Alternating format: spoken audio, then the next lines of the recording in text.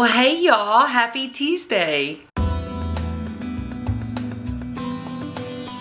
Well, welcome back. So I terribly apologize for not meeting with you last Tuesday. I was still in the expanse of that great change that I was upon. And I had intentions of making a video and telling you where I was at, but then I was kind of like, eh.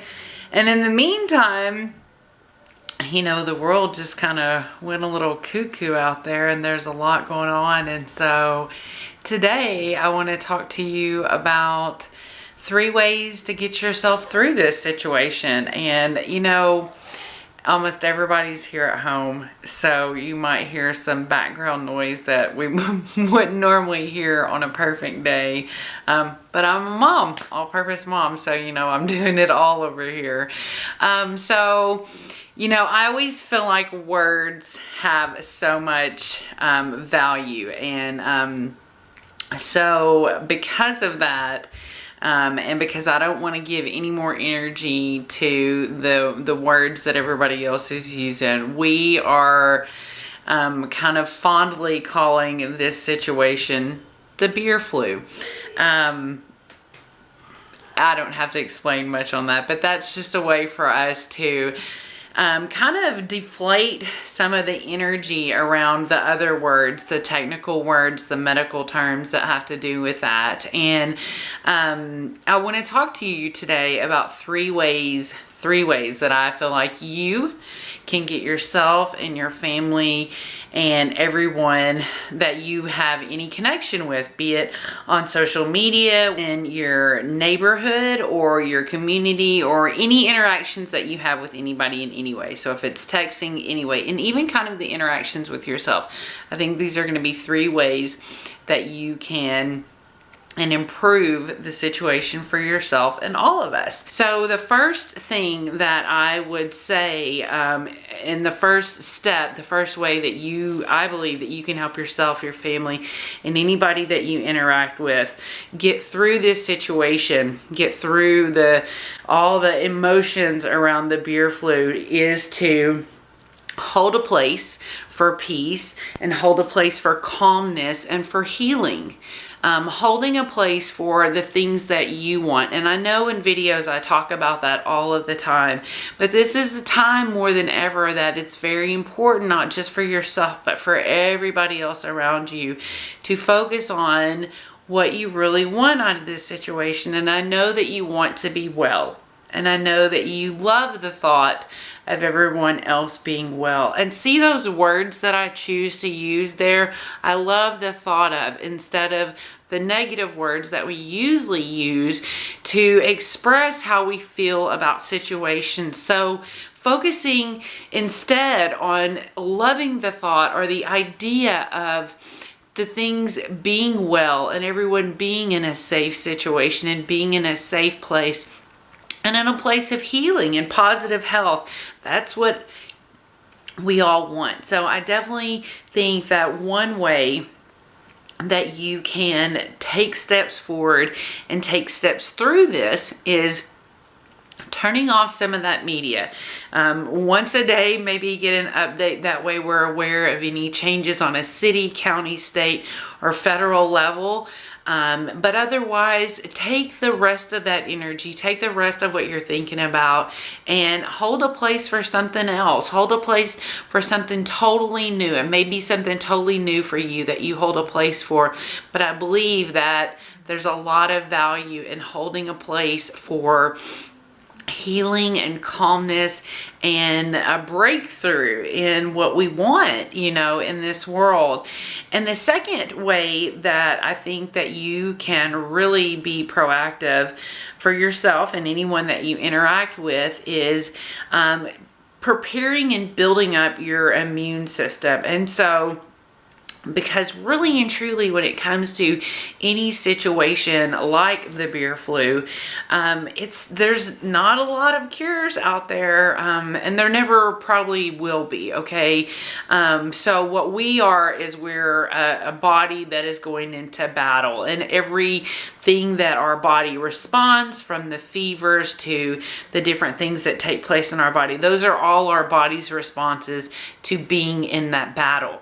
Now, a lot of us were just brought up to grab like the NyQuil and to the Dayquil and all the things that just treat the symptoms of what's going on. And I mean, I remember my 20s going into that NyQuil stupor and always feeling almost 10 times worse on the other side of it.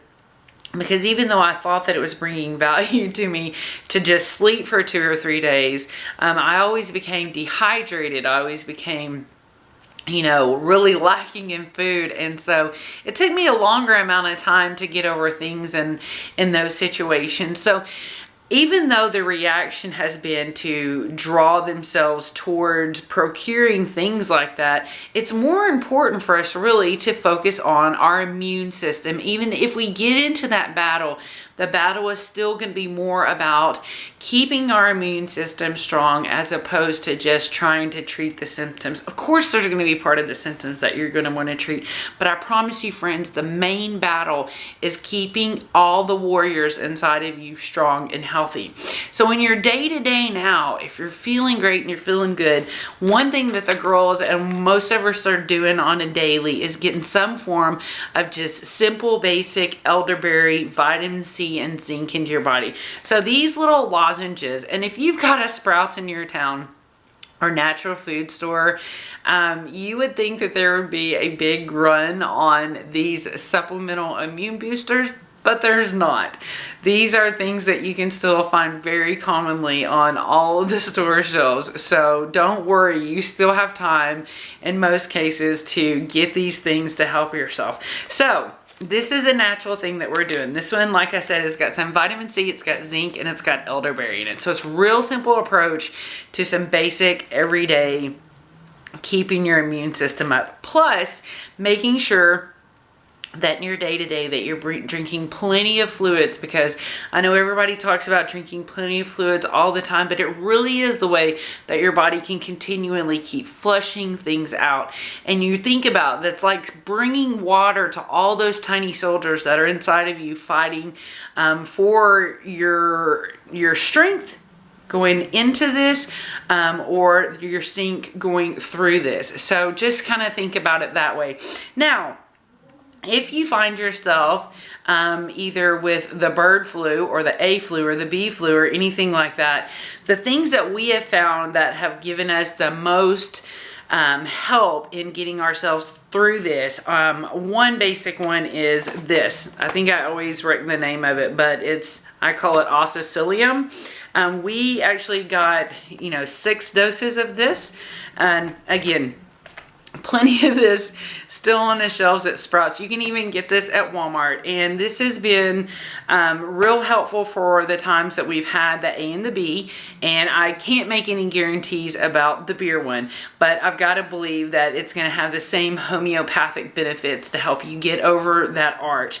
Now, a really helpful thing, and this is not our everyday, but this is our just kind of everyday. This is for if we have to go to battle, and that's another elderberry that's got some echinacea. It's got zinc and vitamin C, and this elderberry has actually got a lot more elderberry. It's got 355 milligrams of immune system building. So whenever we take one of these, this is going to be taken at exactly the same time.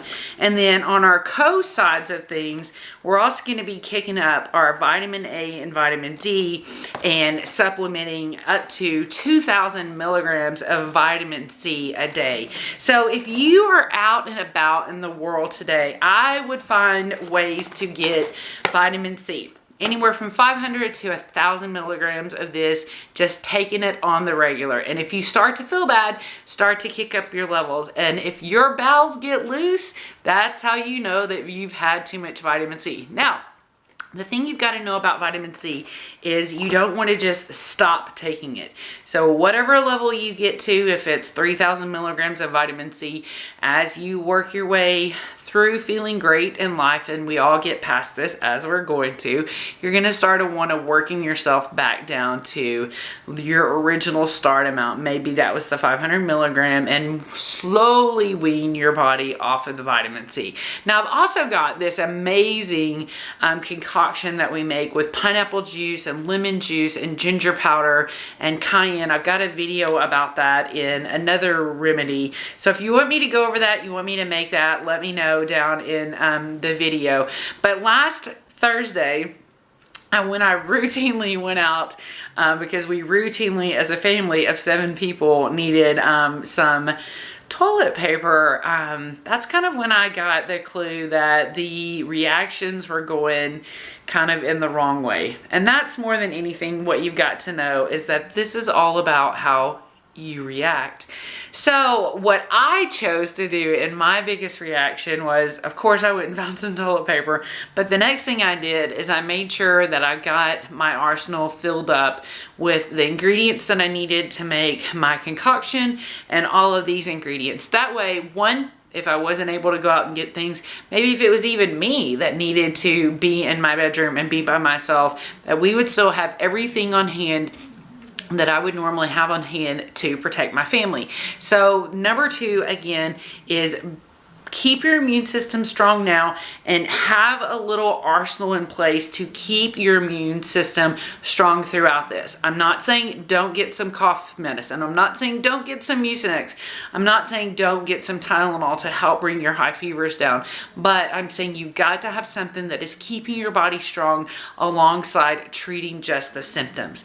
Now, the third thing is kind of a triage of things, but I think the third thing that you can do to help yourself and anyone that you interact with in life, the third thing that I think that you can do to help you, yourself, and others get through the bird flu is to be kind.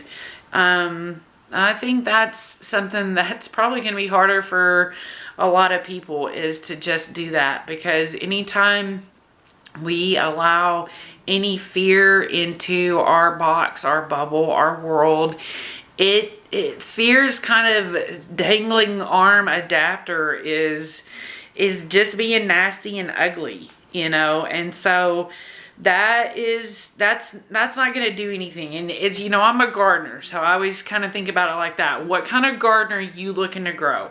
A one that's got just thorns and it's got sticker bushes in it and it's just yuck.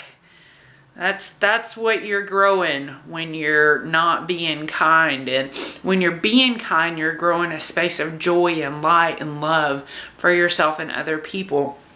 So that third thing, be kind, be the light, be positive. You know, everybody's got something negative to say right now, but you can be different. You can find something positive to say. You can make jokes about stuff that doesn't even have to do with this. And I think that we all have the opportunity to be a form of healing for other people. And that starts with how we respond and how we react. And we're all going to come through this. You know, I know that. I know that because I don't rely on this world to define who I am, what I am, or how I do my life. I rely on a source and a strength and the Spirit of God to get me through things. And I know that He has brought me through things bigger than this. And I know this is big and I'm not trying to downplay it. But I know and I believe that we're all going to come through this. So I've got faith for you, and I've got joy for you, and I've got light, and I've got love for you. And I just want you to know that I'm holding you up. Just like as I'm going to run back through the 3 things, I'm holding you up, and I'm holding you in a place of light and love and joy and healing and safety. And I'm here for any questions that you have for keeping your immune system strong and how to build and battle through anything that occurs illness-wise for your family. And the third thing is that I'm here to remind you to be kind, because I love you. And you're worthy of love. And you don't have to let any of the craziness out there get you so fearful that you become a prickly sticker bush, okay? You don't have to do that. And I want to also tell you that I listened to a great meditation this morning, and this is a perfect time to be taking a step away and listening to some good word. And so I'm going to try to put that down below. It's a meditation by Dr. Richard Rogers, and it's about I'm safe. And it's about really bringing yourself and your mindset and your spirit into a space of knowing that you and I are safe. And we're going to be just fine, okay? So I hope that this lightened your heart a little bit today, and I hope that it uplifted you and that you felt a little bit of my love come through this screen to you. And if I can pray for you or if I can give you some good words, please let me know down below. You can send me an email at allpurposemom4@gmail.com, and I'll get back to you and give you some words of kindness and encouragement and love. And until next week, and maybe even more throughout the week, because I'm feeling very, very encouraged to just make more random videos this week, to be entertaining, to be that light that I so desire to be for you all and for God. So stay tuned. You might see some more videos from me this week, because I really think that you deserve to have something that distracts you. So why shouldn't it just be my craziness? You know, I might even finally drop that hard water stain video. So if you ain't got nothing to do this week, then you can come and see what I'm doing and even catch up on some older videos that I may have. And like I said, if I can bless you in any way, you just let me know. All right? Well, have the best day ever, and I look forward to talking to you soon.